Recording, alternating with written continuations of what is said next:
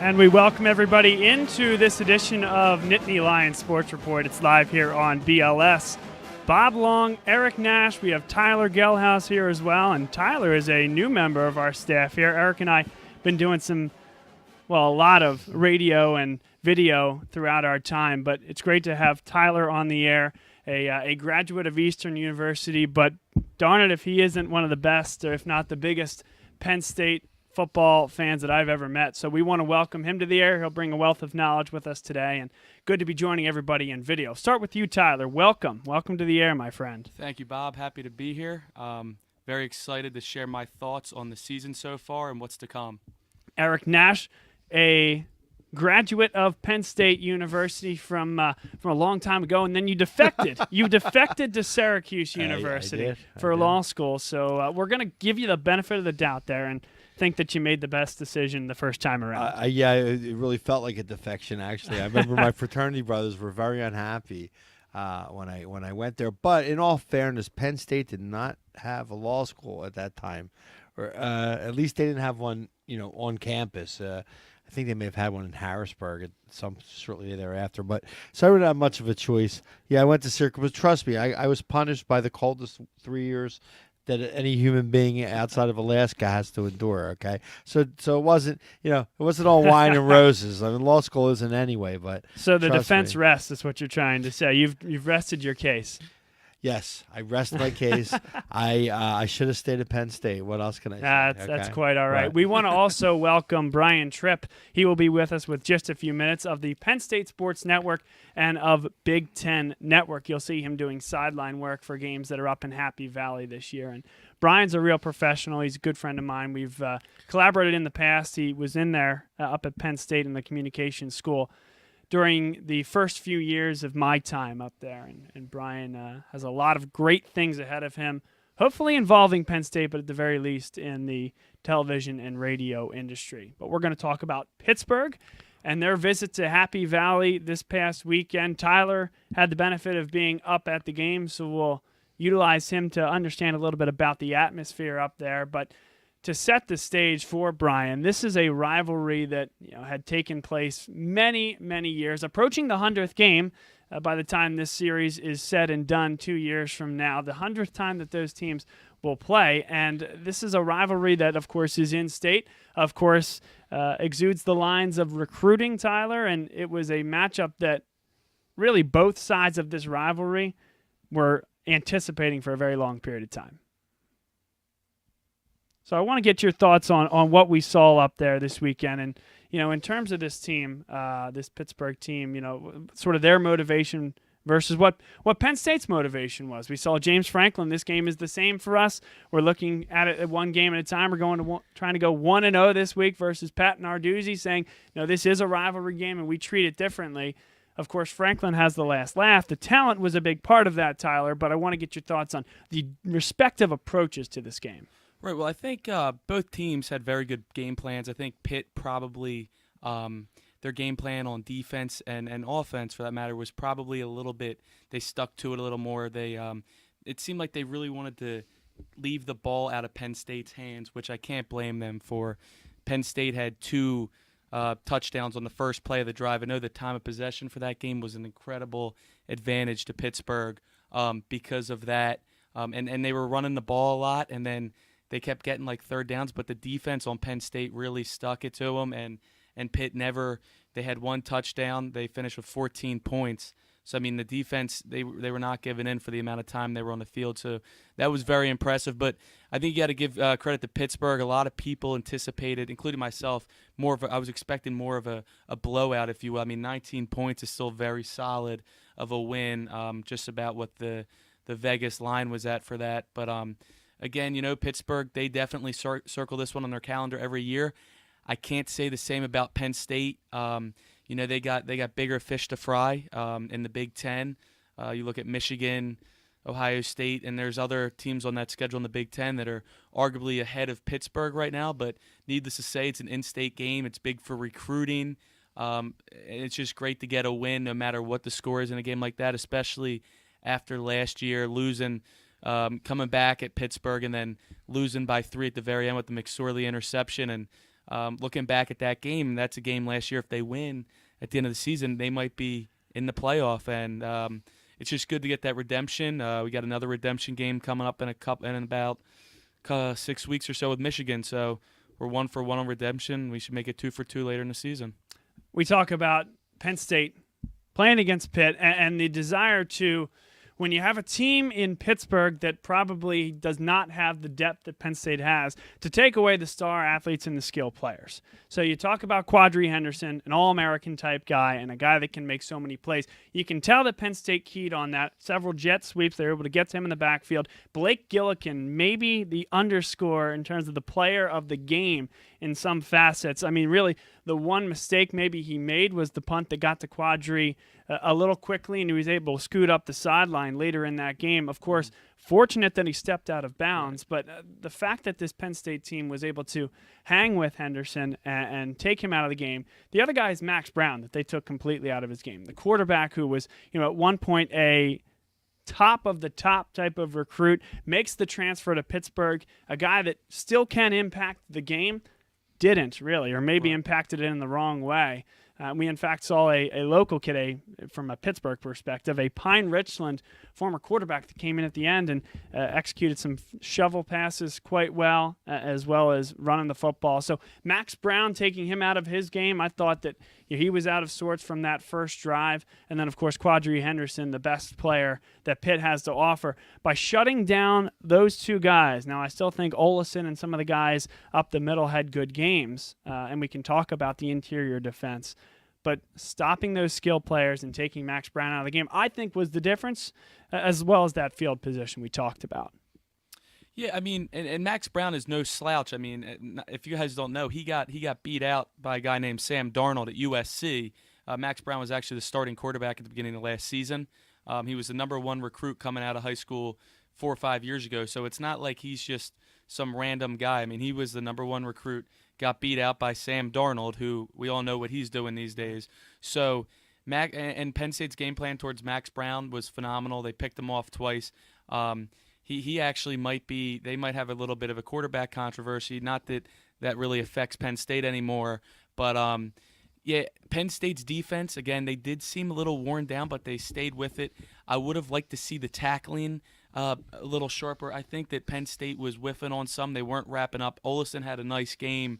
And but the secondary of Penn State, specifically Haley and Marcus Allen, it's a senior-led group, and if they can play at that sort of level all season, creating turnovers, safeties, all that stuff, I mean, Penn State is going to be a very difficult team to throw against, and if they can get the pass rush going, Penn State had 5 sacks against Pittsburgh. I believe Sharif Miller had 2 of them. I'm not totally sure on that. But that is correct. Sharif with 2, and you can take a look at that 1-2 in a vacuum in distinct runs, but over the course of the entire game, he was in the backfield making havoc even when he wasn't creating those sacks. And the fact that he was out of the game against Akron appeared, based on what he said after the game, to give him a lot of additional motivation. And I know that it makes a lot of Penn State fans very happy to see him back in the lineup. When they were able to put their ears back and pin them back and just get after the quarterback, clearly that was their most effective. You mentioned the 5 sacks, the most since they played against J.T. Barrett and Ohio State last year. Right. And we all know how that game went. Did you ever really feel the game was in jeopardy, though, from a Penn State perspective? Yeah, this weekend I did not. I didn't either. Neither did I. Even 14-3 at the half. I mean, you just got the sense like you really didn't think Pitt was ever going to be able to put together, and especially at Beaver Stadium. I mean, there were 109 plus at the game, which I think was like the 4th largest crowd, something like that. But I wasn't happy with the way the offense was playing in the first half, but you just knew that they were not going to let that game slide by any means. And now we will take this opportunity to welcome our guest to the air. His name is Brian Tripp. He's with the Penn State Sports Network, as well as Big Ten Network, and he's a good friend of the show here. Brian, congrats on the great work with both the Penn State Football Network as well as Big Ten Network, and welcome to our show here. No, it's always great to be with you guys. Always enjoy coming on the show. So, Brian, a huge game this weekend, obviously, with Penn State and Pittsburgh, and this is one that both teams had circled on the calendar for a long time. Maybe Pittsburgh with some darker and more red ink, we'll say. But when you get into breaking down this game, what stood out to you from a Penn State perspective? Well, I think the amount of time the defense had to spend on the field. They were on the field for 6 plays, 38 minutes and 30 seconds, and they were able to hold Pitt to just 14 points. I mean, they made 3 stops in the red zone, 2 times limiting Pitt to a field goal, and that really became the difference in the game. They created turnovers, and they were out there for a while. They let up a lot of first downs. Penn State's offense barely had the ball, which I think prevented them from getting in a rhythm. But the ability of the defense to keep Pitt out of the end zone, and that's not a bad Pitt offense. I think Pitt has a quarterback problem, but that's not a bad Pitt offense. They certainly have some playmakers like Jester Wea, Quadri Henderson, Olesen, their running back, and actually a couple running backs on their team. That's not a terrible offense. I was really impressed with the Penn State defense. Brian, we have Bob Long here, Tyler Gelhaus, and Eric Nash, and another impact in this game that I'd like to talk about, of course, is Saquon Barkley. It's actually the first time we've mentioned his name on this podcast, and we've been at it for about 10 minutes, so that's about as long as it took for him to touch it in the first drive for the Penn State offense. But I want to get your thought, because what I saw flying around the message boards and whatnot is Barkley not touching the football. And I take a look at it, and I look at exactly what you said. Penn State offense barely having the football, and the distribution of plays ended up being 28 pass to 24 rush, and of course McSorley is going to keep some of those. What do you say to the Penn State folks that maybe come down on the other side of that opinion, though, that Barkley needs to touch the ball more? Well, I think double or triple teamed on a lot of plays, and the defense focuses on Saquon Barkley. And if Trace McSorley is a little more accurate in the game on Saturday, Penn State takes advantage of Barkley being watched by the defense more closely, and I think then you're not talking about, well, Saquon didn't get as many touches, or Saquon only had. I mean, here's a guy who had over 130 all-purpose yards and 2 touchdowns once again, which isn't a bad day by any stretch of the imagination, considering how few plays they ran on offense and considering the quarterback, I thought, had an off day through the air. But if McSorley's connecting on those plays, maybe that opens it up a little bit more for Barkley. But you'll see they're going to have to take what the defense gives them. And the defense was giving them throws downfield, giving them throws in certain spots over the middle of the field. I thought Trace McSorley missed some throws on Saturday. So I think the focus wouldn't be as much on Barkley and his stats if McSorley put up a huge game as well. Hey, Brian, this is Tyler. I have a question for you. I guess talking about Saquon being a little bit of a decoy, I think if you go off this a little bit, like the first play of the game for Penn State, it seemed to me that the whole Pitt defense froze, and that allowed Gesicki to be, wide open for a touchdown. I don't know if that's really not a question; it's more of a statement. But an accurate one too. And that's not a bad thing for Penn State. I know people are upset with he had 14 carries for 88, but I mean, it's the kind of guy. Yeah, that's pretty good. And it's over 6 yards a carry, and you got to keep him fresh for the whole season. I mean, we're only 2 games in. Hopefully, we have 12 left. If we're fortunate enough for 12 or 13 games left to go that far. But I think that you bring up a good point that so many defenses are going to key in on him, and we have so many weapons on the offense. And Frank, we haven't seen all of them yet. I mean, I'm looking at guys like Saeed Blacknall, 0 catches on the year. The huge Big Ten championship game. DeAndre Tompkins has been quiet offensively. He's been a stud returning kicks thus far, punts, I should say. And even Juwan Johnson only had 1 catch in the game for what was it, for 4 or 5 yards? 4 yards. So I mean, and Hamilton had an unbelievable catch on the sideline. But I guess the point is, we didn't have that many plays like you said, Brian. But he's eventually, these guys are going to break out because teams are going to be so keyed on Saquon, and I think it's just a matter of time before the ball really starts getting distributed to everybody on this offense. Yeah, I completely agree with you. I think that was the one thing I took away from the Akron game, and I think it carries over to the Pittsburgh game, is if you're an opponent, how do you game plan to stop Penn State? And I think, number one, you try to take away Saquon Barkley and make Trace McSorley beat you. I truly believe, and I think Trace McSorley is an extremely talented quarterback. We saw what he can do in big games like last year in the Big Ten championship game against USC in the Rose Bowl. Granted, he had a key interception at the end and made a few mistakes. I think Penn State goes as far as Trace McSorley ultimately is going to take them. You mentioned DeAndre Tompkins, and I know his offensive numbers haven't been great so far. I think he's been very productive, though, and especially blocking on the outside. He had a huge block that sprung Mike Gesicki for his second touchdown. So I think they'll start getting more rhythm as the season goes on. Joe Moorhead will start to dial up things that'll work for them. In some games, Saquon Barkley might run for 200 yards, and that's what the defense dictates. Or other games, you're really throwing the ball a little bit more down the field, and maybe Gesicki has a big game or Johnson has a big game. We still haven't seen Penn State really throw up the deep ball yet as much as they did last year. Right. I think that's something to watch moving forward. I also think Barkley, with the exception of the 80-yard run he had in week 1 against Akron, his numbers were pretty similar to the first week. He just didn't break an 80-yard run. Maybe that happens if they're on the field a little bit more and they can convert on some third downs. They need to sustain drives. They didn't sustain drives well on Saturday. The offense certainly wasn't great, but they still scored 33 points. I think that's a credit to how explosive they are with some of the guys that you mentioned. Right, Brian. Another thing, you mentioned DeAndre Tompkins blocking on the second Gesicki touchdown. That's something that I've really noticed from all the receivers. The blocking is unbelievable. They may not be getting the catches right now and the touchdowns and the accolades and all that right now, but the blocking to me is second to none. These guys are out there pushing their cornerbacks to the end zone. I forget who scored the one. I think it was – I can't remember, but it was probably the Gesicki one with DeAndre Tompkins that you're talking about. So, I mean, that's the little things that if they're putting in so much effort on the little things that, you know, their time will definitely come on that. And then I have another question for you in terms of Saquon's backup, what it's looking like right now, because that's good. I know where you're going. That's a good question. Because there, Tyler. On the depth chart it says, you know, Mark Allen or Miles Sanders or Andre Robinson, and all three of these guys bring something to the table, and you're going to need them at some point in the season because you're not going to be able to give Barkley 30 carries every game and expect him to hold up for a whole Big Ten season. I mean, the guy's in phenomenal shape. He's an absolute animal, but nobody can really withdo all that. So, and then you throw in Sanders for one carry, and he muffs it. I mean, granted, he gets it back, but it's like he had that problem last year. Robinson, who I actually like as a backup back, hasn't even really – I don't think he has any carries this year, maybe 1 or 2.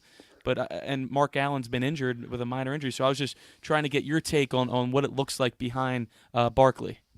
Yeah, first of all, you make a great point with the blocking. I think that's a credit to the character of the team, the team unity that they have. This team is as close as any team. They really buy into the game-by-game, snap-by-snap, practice-by-practice, preparation, focus, hard work, determination, principles that their coach set forth for them. So I think that's what makes this a really good and really special team moving forward. As for the backup running back position, and maybe even the kickoff returner position where Saquon Barkley is listed atop the depth chart, Miles Sanders right now is not doing himself any favors, where if it's a close football game or you're playing with a lead, I don't see how you can give Miles Sanders the football until he shows that he can hold on to the football. You see not turnovers. Turnover very well could have let Pitt back into the game on Saturday. Fortunate to recover his own fumble. But right now, Miles Sanders needs to ensure that he is holding on to the football because he has a world of talent. And I think when you talk about Sanders, Allen, and Andre Robinson, ideally they all three bring something different to the table. You mentioned their skill set, and I think each guy has a different skill set that really helps Penn State. It's pure backups to Barkley. Sanders is probably complete and explosive, so you really want him to be a part of the offense moving forward. If you're playing Ohio State, you're playing Michigan, whoever, Iowa on the road at night, if he's getting 30 carries because it's a close game, he's going to get 30 carries. He's your best player. He needs to get as many touches as possible. But if Penn State's up big in a game or up in a game, you'd ideally like to get some other guys some action. They just need to be able to prove that they can hold on to the football. Andre Robinson's really good in short yardage. Andre Robinson was a highly touted recruit. They're all highly touted recruits, maybe with the exception of Mark Allen. The guys can play, but right now Sanders and his ball security is a problem. And we'll just see how. I don't know if there's a limit on Barkley. Honestly, I know you brought that up and keeping him fresh. I don't know that there is a limit on him because he is just such a physical specimen and a freak. So we'll see moving forward. Barkley than a handful of guys who need to hold on to the football. We are talking to Brian Tripp here on the Nittany Lion Sports Report. And you saw him on your computer screen there holding a trophy of the Penn State hockey team that won the Big Ten this year. Brian, I hope you don't mind. We stole that for our picture here tonight of you, and appreciate you taking the time. And I know that I'll just add that to your bill, Bob. Don't worry. Absolutely. It's a running tab. You're going to run me cupboard bare here, but I want to get into defense now and talking some techniques, formations, etc. You know, what I saw on Saturday, Brian, was that Sharif Miller was a beast off the defensive end side and coming at the quarterback strong side there. What I saw issues with were some of the one technique guys, both the Cothrans, even Kevin Givens to some extent.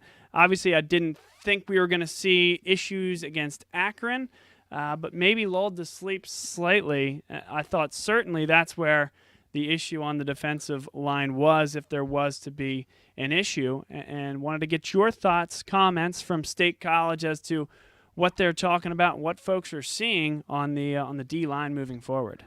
Yeah, I think one guy to add in there too. I thought Torrance Brown was a difference maker in the first quarter. I thought he was unbelievable for Penn State, getting off the edge, number 19. Defensively, Parker Cothran is more of your run stopper. Curtis Cothran is more of your pass rusher, and they'll go to Kevin Givens mainly. And the idea is to go to Kevin Givens more in a pass rushing situation. However, when you're on the field for 86 plays and you can't get off the field on third down, I think the 15 play Pitt drive that led to the first field goal, they had 2 3rd and 10s that they failed to get off the field on, and those really came back to hurt them. That helped Pitt set a tone and slow down Penn State when it looked like they were going to run away with the whole thing early. I think the defensive line held up for the most part. Pitt did some. Yeah, I think you have to give credit to Pitt with that stupid little shovel pass. I mean, it really worked. I honestly, it's almost like the jet sweep last year against Penn State. Pitt deserves some credit for their offensive play design and what they did against Penn State on Saturday. I'm not concerned about Penn State against the run. I think the objective is obviously to have those defensive linemen fill gaps and let your linebackers run all over the place, because Penn State has the 3 fastest linebackers I think I've seen in the Big Ten this year. And granted, it's still only week 2, but when you put Manny Bowen, Jason Kabinda, and Koa Farmer out there, oh yeah, and then you can bring in Cam Brown, who can absolutely fly, Jarvis Miller, a converted defensive back, and Smith as well. I think they have 6 linebackers who can really run.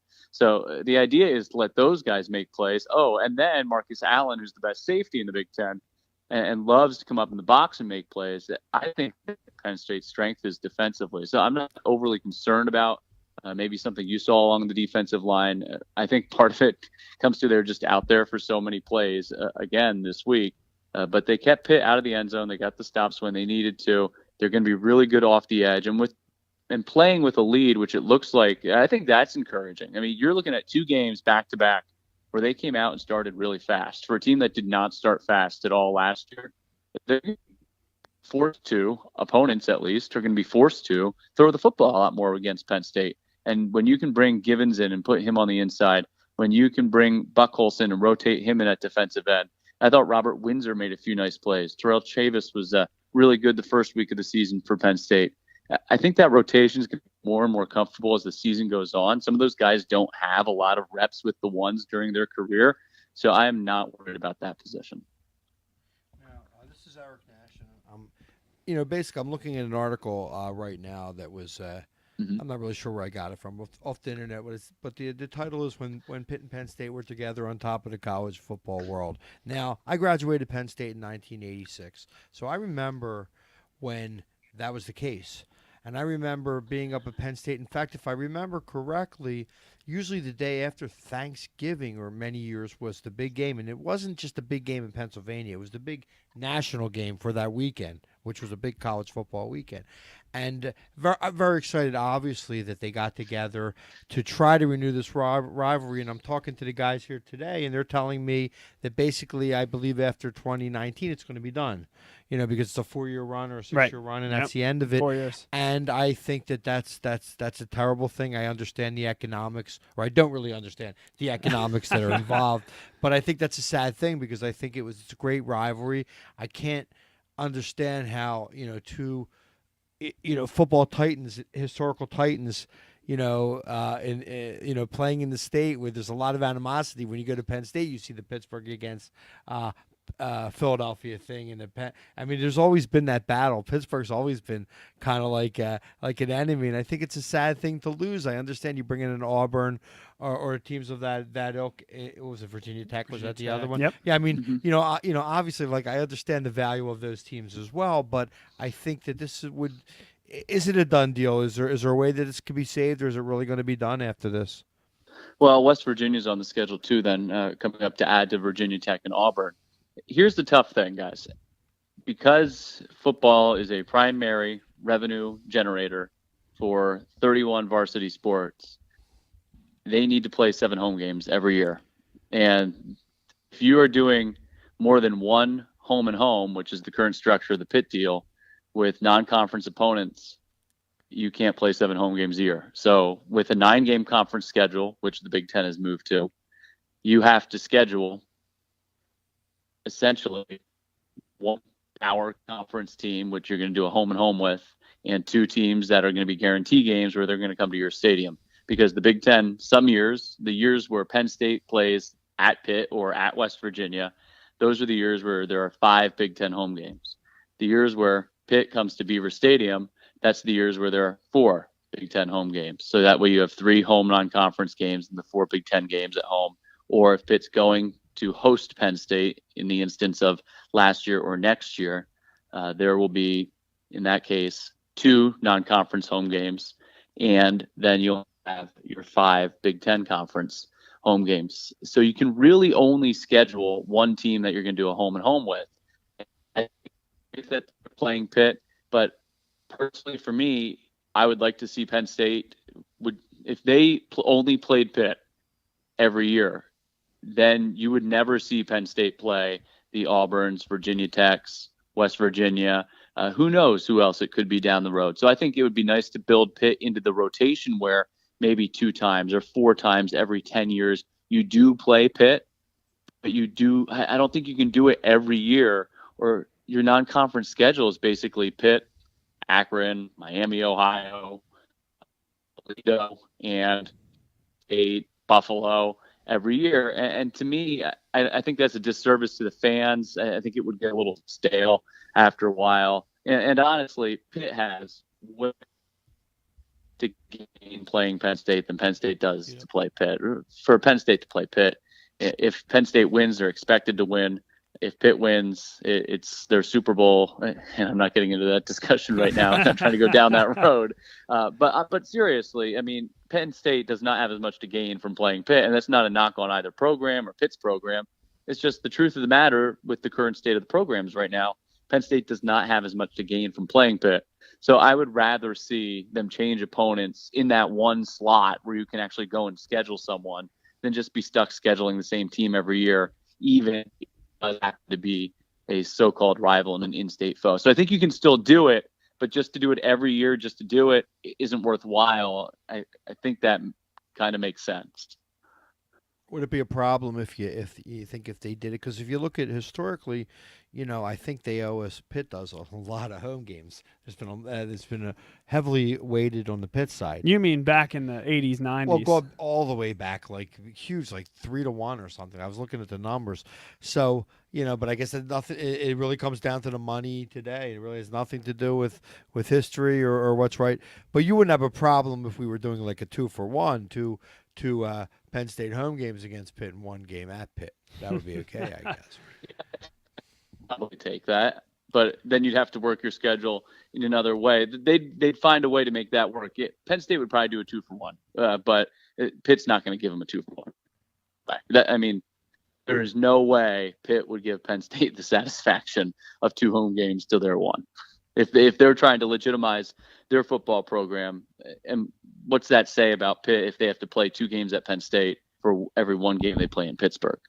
Totally agree, Brian, without a doubt, and certainly a pipe dream, but I think it makes sense as well with the way we are in conference alignment. I mean, really the one team that can continue to do that is Notre Dame. They just brought Georgia north of the Mason-Dixon line for the first time in a very, very long time, and unfortunately, And Georgia beat and them, Georgia so. beat Notre Dame. Awesome. There you go. Tyler's excited about that. But Brian, before we let you go, we wanted to also bring up something great that you were doing up there with also another good friend of ours, Jason Lord. I understand that you are starting a podcast yourself called Between the Lions, and I'll let you talk more about that. But I'll give my credence here on air. I've listened to both of these shows that these guys have done, and it's absolutely phenomenal. I mean, if you're just driving to work sometime, pull up Between the Lines. I understand it's on SoundCloud and iTunes, but Brian, I'll let you do the rest. Great job so far on that, though.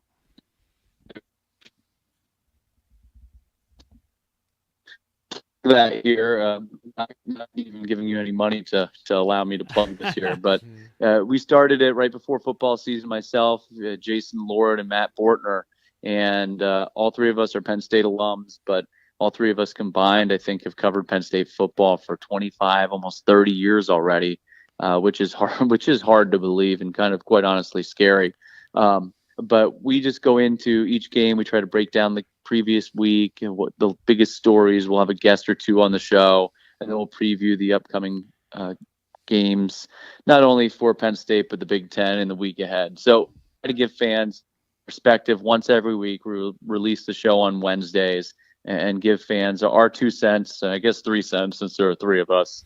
And I don't know if it's worthwhile, but so far I'm proud of it, and we're happy with it. Matt Bortner kind of came up with the idea. He spearheads it, and then Jason and I go on there and yap. So it's a good time. It's fun. We try to aim for about an hour. So, it's something, hey, you're at the gym on the treadmill, doing the elliptical, driving to work, as you said, sitting in the office, just throw it on.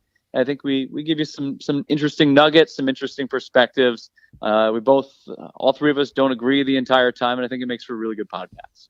Oh, that's great, Brian. And congratulations again on all your successes with Penn State Network as well as with the Big Ten Network and of course, Between the Lions as well. And thanks for being a good guy with us as well, taking the time here tonight. Yeah, guys, fantastic discussion. Really enjoyed it. And if you have any open slots again, I'd be more than willing to come on. Absolutely. We will give you a call and enjoy game week once again up there in Happy Valley against Georgia State coming up on Saturday. Soon there will be an away game, and I'll have a weekend off. All right. Enjoy that, Brian. You have a great rest of your evening. Yeah, same to you guys. Thank you so much. All right. That's Brian Tripp right there from the Penn State Sports Network as well as from the Big Ten Network and Between the Lions, which is a great podcast if you guys haven't checked it out yet. Again, on SoundCloud and on iTunes as of this next upcoming episode, which I believe they do on Tuesdays or Wednesdays. So check your feed there. But, guys, I want to get rapid reaction to what Brian had to say there. Tyler, we'll start with you. Anything that stuck out? Well, aside from the scheduling, he was very informative on the scheduling. I kind of knew a little bit about that, but not to the extent that Brian did.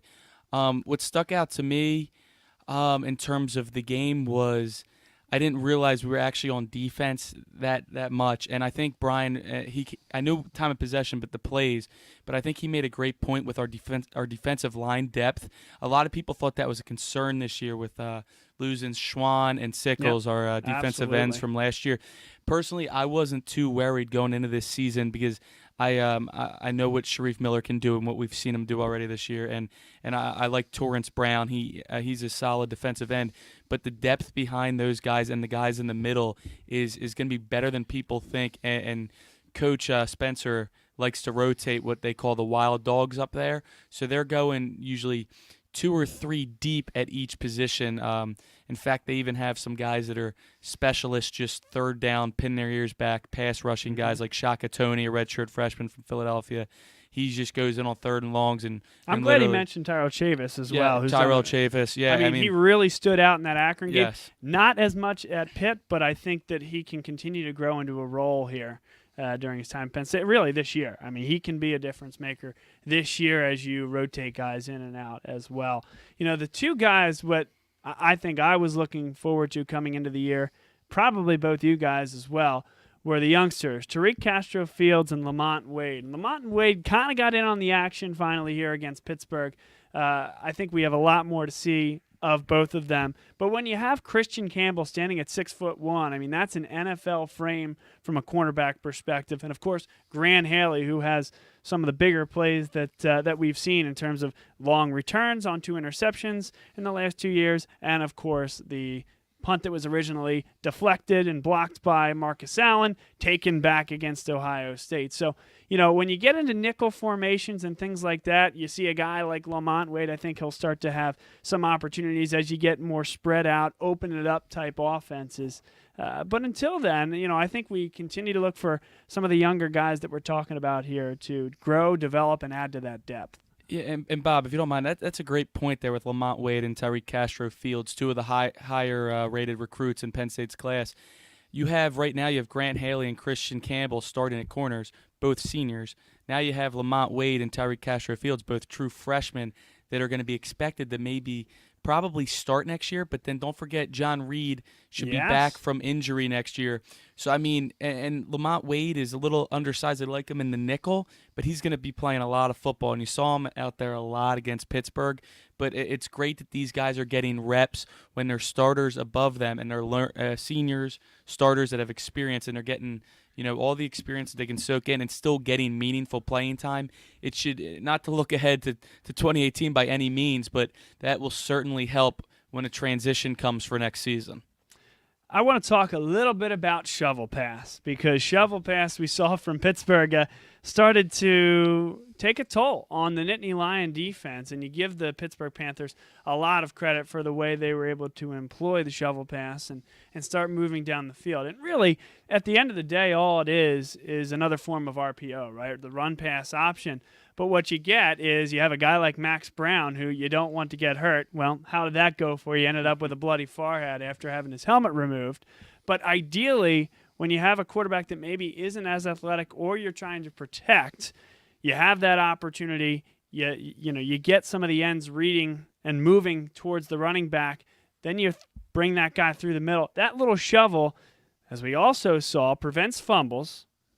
And it also gets probably a more athletic guy with downhill momentum in between the tackles. So, I think it's quite an effective strategy if used properly, and it can start to offset some of that. We've said it 3-4 times now, pinning the ears back and or trying to commit to a guy like Quadri Olson, who had just had a couple good runs leading into that drive. And so, I want to give Pittsburgh credit for that, but as James Franklin would say, we're sitting here on Monday night. Pittsburgh's done. We're done worrying about Pittsburgh.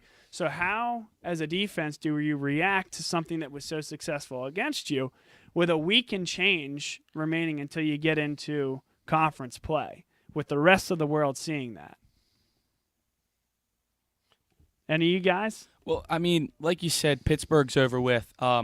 They tried a lot, and they finally, in the third, fourth quarter, they found what could move the ball. Last year, we all know it was a jet sweep. Penn State could not stop the jet sweep to save their life. Which is amazing, because just a few years ago with John Donovan, you had plenty. Yeah, that's all they did. So short side of the field, jet sweep that way. It was a great strategy. It worked out great. The shovel pass, it was getting annoying. It was. I don't know why they couldn't stop. I don't know if maybe they didn't practice against it a lot. I don't know if it's something Pitt's really run before. I don't know. I don't know enough about Pitt.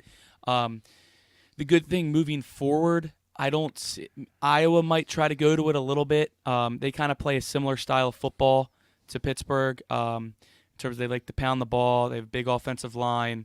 They don't have the most. They have actually Pittsburgh probably has better skilled guys, especially on the outside at receiver. And so that's not to overlook Georgia State, but. Looking ahead to the schedule, Penn State's not going to – I don't see a team on the schedule that jumps out at me as they're going to do this shovel pass. Well, can I ask it a different way then? Let's not talk about it as a shovel pass. Let's talk about it as a function of the run pass option. And let's talk about the fact that Ohio State's on the schedule coming up, and we'll see it to some extent with Maryland and some of these other teams. Are they prepared to stop the RPO? Hopefully, after what happened at Pitt in that third, fourth quarter, second half of that game, they now can better prepare, and that's what out of conference does. It gets you ready for the conference. So if anything can be taken from that, and I have confidence in the staff that they got to be ready for all RPOs, because that's the direction college football is going in many ways. So Tyler makes a really good point. If they're not going to work on defending it now, you basically you get a weaker opponent. You've learned something That's about true. yourself. And that's where you make adjustments. This is the halftime adjustment. This is an adjustment for the rest of the season. Right. And I don't think it's going to be a blueprint to be able to beat our defense on a regular basis. Do you? I mean, I think it's just it's a thing. Gadget. I don't know if you call it a gadget, but these kind of plays are the things that teams that are undermanned try to pull out. Sure. And they did. And if you look at that game and you talk about what Penn State didn't do, if you really look at it, they didn't really have a lot of snaps. Is that a fair statement? Absolutely. I mean, fair. they didn't. They did. I mean, basically, what there was maybe one guy. I think it was besides the 86 to quarterback 52. that ran the ball, and Barkley, right? One run for a 3-yard loss, or for I think it was a fumble. Right. No, yeah, Miles Sanders was the other back that got a touch. But don't you think that like Sanders, someone like that? I mean, you've got to give him the ball again if you're going to need him somewhere down the line. Or you going? Right. Barkley. No one's invincible. I mean, look at the NFL this week. I mean, guys went down. Sure. Big. Look at Barkley when he was a younger Right. Nittany Lion. The first year he played, he was sidelined with, what was it, a hyperextended ankle or knee or something. Early in the season, yeah. For about 4 or 5 games. So you're exactly right, Eric. And whether it is Miles Sanders or Robinson, you mentioned Allen, that you like Allen as well.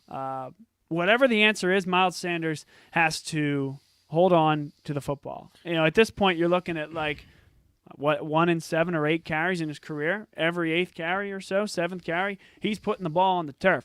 You can't do that, especially under James Franklin, where he talks about turnovers. And this is a team last year that liked to turn the ball or take the ball away and not turn it over. That's a concern. I also have people asking me questions about why is Saquon Barkley back receiving kicks? And the name Miles Sanders was brought up. And we have seen him return in infrequent instances. But, again, I worry about that ball's guaranteed to be in Miles Sanders' hands. That's a big reason that Barkley is back there taking kicks because, the defense can't triple team him. He's going to get the ball. Miles Sanders back there would concern me. Do you think these 3 backs that you guys are talking about, the younger backs, you think they're going to be getting reps in next week's game since it should be more of a blowout? I mean, you think they're I guess the question becomes, do you try to feed Barkley, build up his Heisman stats? Is that important? Or are you trying to win the Big Ten, or are you trying to win a national Boy, championship? that's a great question, Tyler. I'll let you take that. That hits a lot of angles, that question there. So, Eric, your first question, I hope that they can get reps, because if they can't get reps next week, that means it's a tight game, and that's not a good thing for Penn State moving into the Big Ten. I mean, realistically, the game should be over at halftime, if not before. But in regards to the Heisman campaign, I don't think there's any doubt that he is the best running back in the country. I'm not sure if you guys care to agree, disagree, but I'm just calling, what I see, and I watch a lot of college football, and I've heard, he's a top back to come out in a decade, NFL prospect, this, that, and the other. Mind you, Leonard Fournette and Ezekiel Elliott went out in the last 2 years, so that's saying something. Right. In terms of the Heisman, I do know that Penn State, the staff, they want the publicity for the kid. He's deserving of it. I mean, but at the end of the day, helps the program. It helps too. the program. At the end of the day, they have bigger goals than a Heisman, and I don't know the exact number on it, but I can't tell you the last time a running back won the Heisman. I mean, it seems like it's quarterback friendly. Quarterback has the ball every time in his hands. Right now, it's after week 2, I think J.T. Barrett took himself out of the competition. I think that answer is Mark Ingram, by the way. Mark Ingram, there you go. That's a good answer, and that was a couple years ago. But looking at the Heisman, it'd be great if he got it, and hopefully he's deserving of it at the end of the year. But I guarantee that they're Big Ten, and I think that they have bigger goals in the Big Ten championship, which include a college football playoff berth and possibly even a national championship. Here's the tough part, right? Saquon is certainly the most visible athlete on this Penn State football team. But if you're just trying to chase down awards, and I almost feel wrong even entertaining a conversation on a platform like this, because I don't think they're doing it, and I think it's almost disrespectful or dangerous to bring it up. But if not dangerous? Saquon, yeah, dangerous to bring it up, because when you get and we love the people on the Penn State tabloids, right? That hopefully they're watching and listening to us, but it can create a whirlwind. Tyler, you know how it can be, and it's all because of the passion for the team, and we love that. But if we're talking about getting awards for players, then are we trying to feed the ball to Mike Gesicki because he's trying to entertain the Mackey Award and become that? Are we trying to for maybe a Maxwell Award for Trace McSorley at the end of the year? Or at what point does maybe even Heisman for Trace? Maybe too, so. McSorley would jump Barkley for a Heisman. Then do we need to be chucking the ball downfield the whole time if you're James Franklin? Right. It's a slippery slope, and that's why I say dangerous. In all fairness, though, just to say that they were talking, the announcers in game number 2, they were talking about the Mackey Award and things of that nature. So I'm sure they were. do fuel that fire, Listen, I think. Anyway. Listen, Joe Tessitore and Todd Blatchford, they're both phenomenal. But what do they? They get media guys just like everyone else that walks into the press box, and it says Mike Gesicki, 6'5", phenomenal tight end. Here's what he's done. By the way, he's a Mackey, preseason Mackey nominee, right? So you're gonna bring that up in the broadcast. That doesn't mean that it affects play call. Yeah, and going off of that, we're talking about feeding Barkley and going for the Heisman.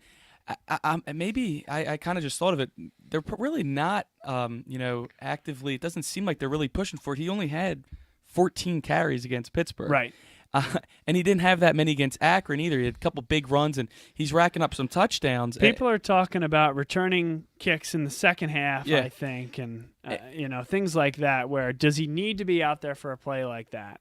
And so that – and he's going – and Penn State apparently – he went to the coaches last year and said, Christian McCaffrey's doing it at Stanford.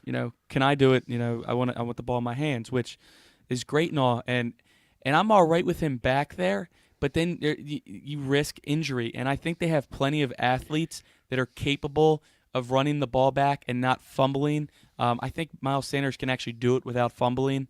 He didn't have the best kick return to start the Rose Bowl, if you guys remember. That's a scary thought. Oh, that was not a good one. But, I mean, if you put him back there and just say you're in a tie game and there's 5 minutes left in the game and the opposing team scores and Barkley returns the kick, then Franklin's a genius. Right. And that's why he's back there. So 100%. It's like you're either going to love Franklin for the decision or you're going to hate him for the decision. But, you got to, in my opinion, I got to trust the coaching staff. They're at practice every day. He's getting paid. He just got the new contract. I'm sitting here. So he knows something that we don't know. Let's switch gears here, and I know Eric has had both the first-hand experience and now some of the second-hand experience looking up and really ingratiating himself and becoming very, in line with what has gone on in this history and this rivalry between Penn State and Pitt. And then we'll have a few closing comments before we get out of here about this week's game and moving forward into the Big Ten. But, Eric, you talked about it a little bit with Brian, what the rivalry means to you. And as now it sits one game apiece since they restarted this rivalry in 2016, you have shade being thrown from Pittsburgh last year after they won, and perhaps shade being thrown now with James Franklin saying beating Pitt to us was like beating Akron, which he then would go on to explain further and essentially double down upon. Right. As we sit and we digest all of this, where is this rivalry? Why is this so important, and what's it mean to you? Well, once again, I'm big on history. I'm a history, lover type of guy, and I like the Battle of Pennsylvania kind of Keystone. Yeah, I really liked. I mean, I even miss that. I guess the Temple's playing Penn State is kind of out for the same reason, right? The same kind of logic that we employed earlier. I think you're losing something there, and I'm wondering when I look at these early scores from around the country, don't we see like many of the other big college teams playing their interstate rivals that may not be on the same par as them as far as conference in the conferences that they're in? You're talking like Clemson and South Carolina, right? Exactly. Things like that. Exactly. I mean, but they seem to play. Maybe I'm actually wrong, that might be the. Is there? Are Florida, there others that I'm missing? Florida State. Right. Okay. Florida State. Well, although both of them are big.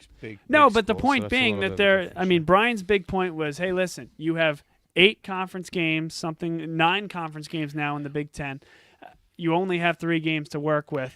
how do you do a pure home and home every year against the same team? It limits your ability to go out and play a different conference team. Now Florida State, they go out, they play Alabama in week 1, right, as part of a home and home, and they're going to have to play Florida. So now that's 2 of the 3, although I think the ACC does 8 games, so that gives them an additional game of flexibility. But that's now 2 of those 4 games. And, oh, by the way, you lose your starting quarterback in the process. So I think that's the point. So when I bring up those examples, I'm talking big-time schools playing annual matchups, not in conference. So thereby, your 8 or 9 games in the regular season that you have to play in conference, plus now 1, that's less flexibility. I mean, I hear that, but it seems to me like the Akron game and certainly the Georgia game coming up. Georgia State, Georgia State, right? I mean, to me, they're like almost like glorified exhibition games. I mean, when you think about the difficulty of schedule that they're going to have, and even throwing the Pitt game in there after what happened last season, I mean, what do we get out of that? I mean, I understand it's a payday. I understand why those teams will play. It's their Super Bowl. It's their big game of the year. I get the Akron Zips coming, but what do we get out of the Akron Zip game? I mean, is that going to do any boatload of money that funds a lot of programs on campus? Well, when you say a boatload of money, maybe explain that to me, because they have a full house no matter who comes. Right. All right. Okay. So they play Georgia State, or they play Alabama, which they did 4 or 5 years ago. Georgia State, they can pay, they go away. Next year, you bring in Toledo, you pay them, they go away. Then you bring in Temple, you pay them, they go away. And then you bring in, I don't know, whomever, right? Western Kentucky, you pay them, they go away. But if you play Alabama and commit to a 6-year series, you're playing 3 of them at home and 3 of them on the road. So over the span of 6 years, you're losing out on 3 would-be surefire home games, full houses, all that money dumped back into the athletic program. So that's what it comes down to. I get that. I mean, I get it. I mean, it makes sense economically, certainly. And also going off of that, Eric, NFL has 4 preseason games. College football doesn't have any. And I actually like starting off with an inferior opponent, if you will, like Akron, because it's great for publicity, like Florida State going to get up against Alabama, but you could start off 0-1, or you could start off 1-0 and maybe be the top-ranked team in the country. But I like the second week even. Like, I like how Penn State did it this year and last year, having that bigger non-conference game the second week.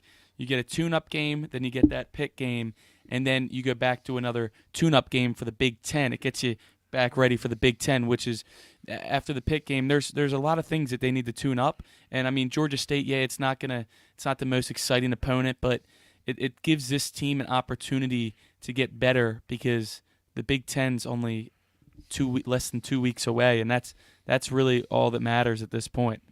Does it do anything for your resume at the end of the season when they're tallying up the whatever the points to make the 14 playoffs? So definitely every team has those type of games. Even Alabama, I forget who they played on Saturday. It may have been Fresno State. But they play. I think they play another Fresno State, very inferior opponent. And Fresno State's not. Actually, what's interesting about that, Tyler, is Colorado State maybe. It may be. I don't know. But that's not as inferior as some of these FCS teams. But a lot of the things that SEC teams will do, they will take somewhere midway towards the end of their conference schedule and throw a Chattanooga on there. Yeah, so they had Fresno State. Next week they have Colorado State. And then at the end of the year, right before they play Auburn, they play Mercer. Well, Mercer must be an in-state rival, I'm guessing. Mercer is from Georgia. And Mercer beat Duke in the NCAA tournament. Yeah, there you go. The Bears. Every team has, and I'm actually glad that the Big Ten does it earlier in the season. I wouldn't like Penn State playing Georgia State a week before they play their last Big Ten game. Sure, That's Michigan State. just kind of weird to me. But going back to your question, Eric, about does it hurt for the playoff chances? No, because I think, like I said, every team has those games, and I think if Penn State can take care of business, and by business I mean, it's going to be hard to run the table. It's going to be hard for anybody to run a table and go undefeated.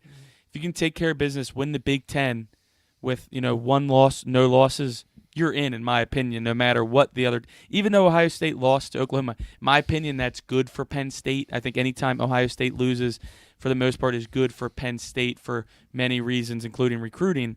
But because at the end of the year, you don't want what happened last year to happen again to Penn State. Right. So I think in terms of they just have to do their thing week in and week out, and at the end of the day, if you win the Big Ten, win the games you're supposed to win, everything should fall into place. I mean, in all fairness, really, if you look at it, in all fairness, they used to play three little sisters of the poor, most of these teams. So actually, putting a Pitt in there may be, a step up, quality-wise.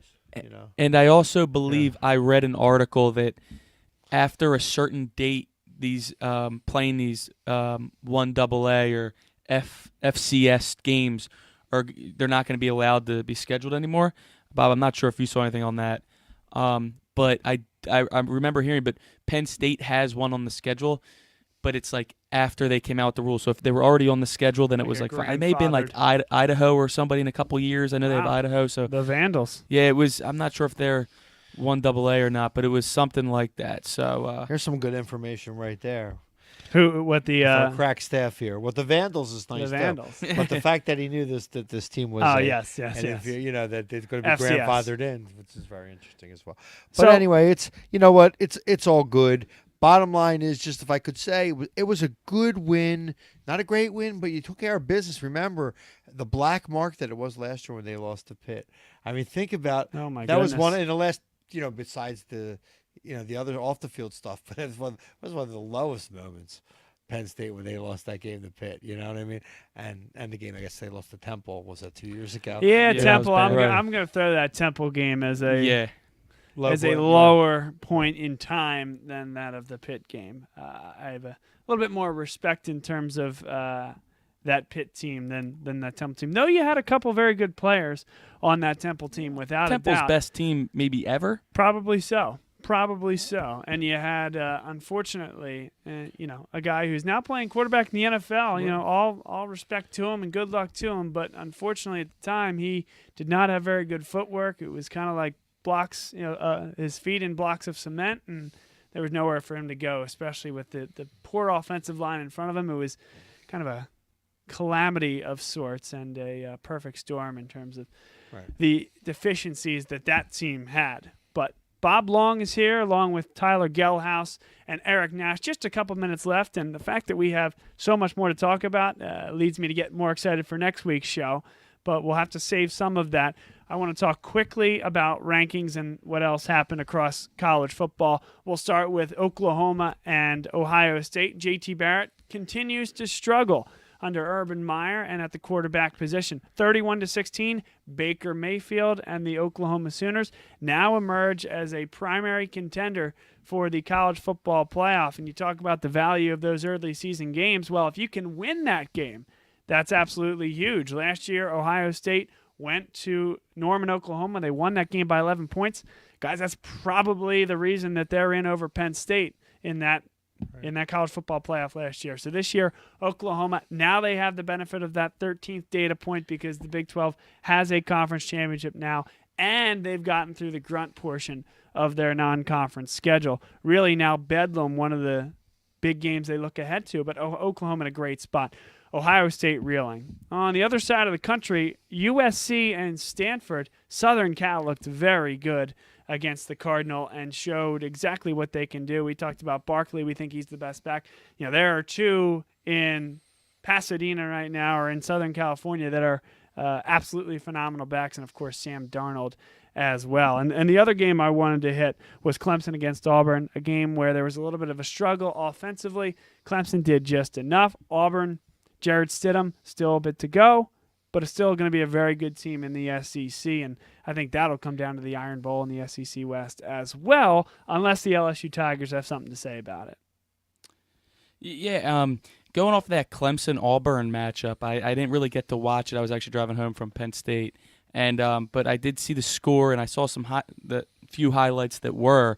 Clemson's defense is going to be a serious problem for some teams, but I don't know if their offense without Watson. I mean, I just don't know if they're going to have what it takes to get back. And they have a difficult schedule in the ACC. I mean, this week I put them on upset alert at Louisville at night. That's like the big game of the week. Look for Lamar Jackson to really give them. And he gave them everything he had last year in Death Valley at Clemson. So I mean, Clemson, I love their defense. Their offense hasn't showed me, 2 games. Again, it's so early, but that's a matchup this weekend. I'm looking at the teams above Penn State, and I know Penn State slipped to 5, and say what you want, but the other teams deserve to jump them this week, but it's so early. But if you're looking at a team to maybe fall out of that sooner rather than later, don't be surprised if it's Clemson, just because of who they have coming up. Why do you feel that Penn State deserved to be jumped? Just out of curiosity, because they won the game by 19. I think you said the Vegas line was maybe 20, 21. I think it opened at like 18 or 19, so it was right there on the number. I mean, they did what they had to do. Why, it just wasn't impressive enough.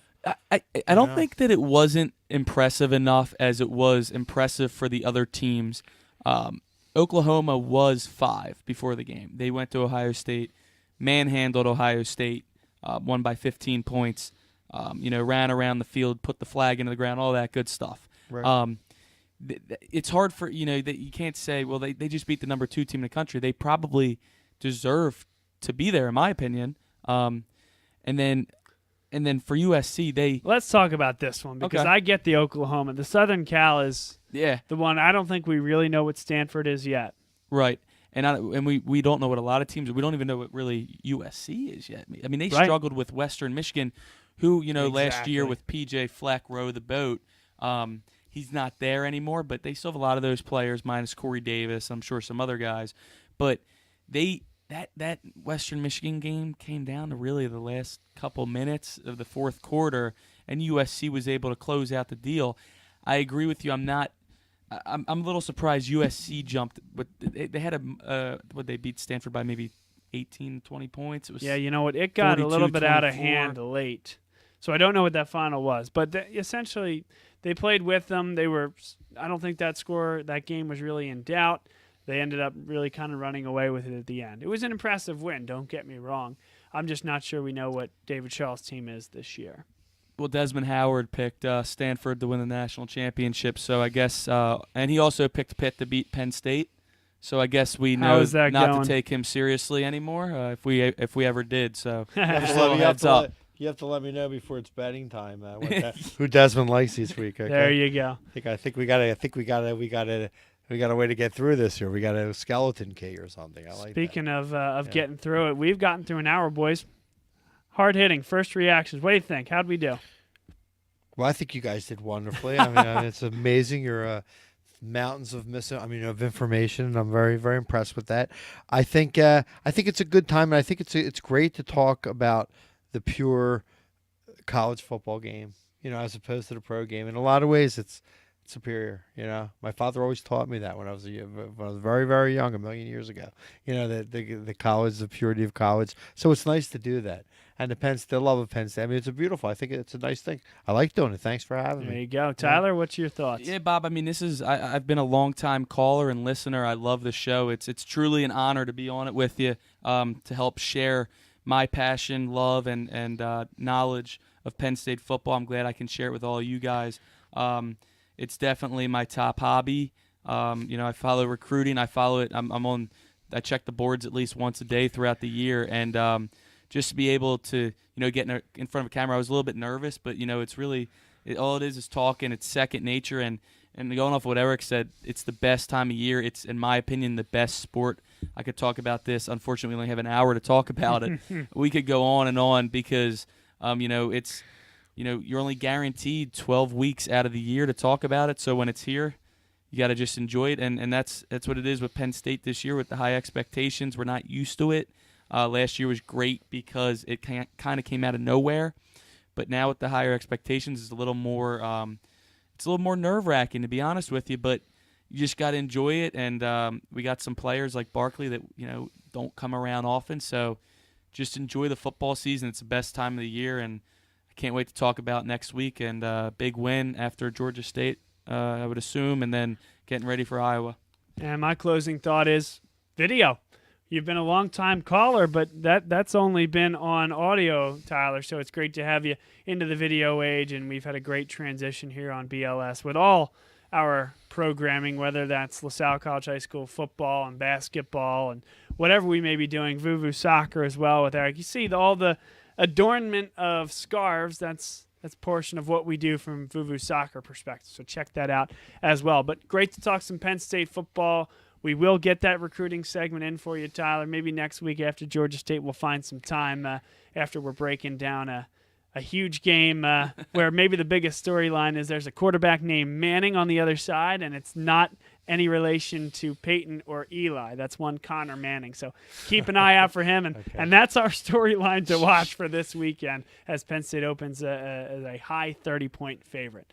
But for Eric Nash and for Tyler Gelhaus, I'm Bob Long saying so long. This has been a lot of fun. We've enjoyed the time with you all, and we'll be back in just about 1 week as we talk Penn State Nittany Lions football. See you then.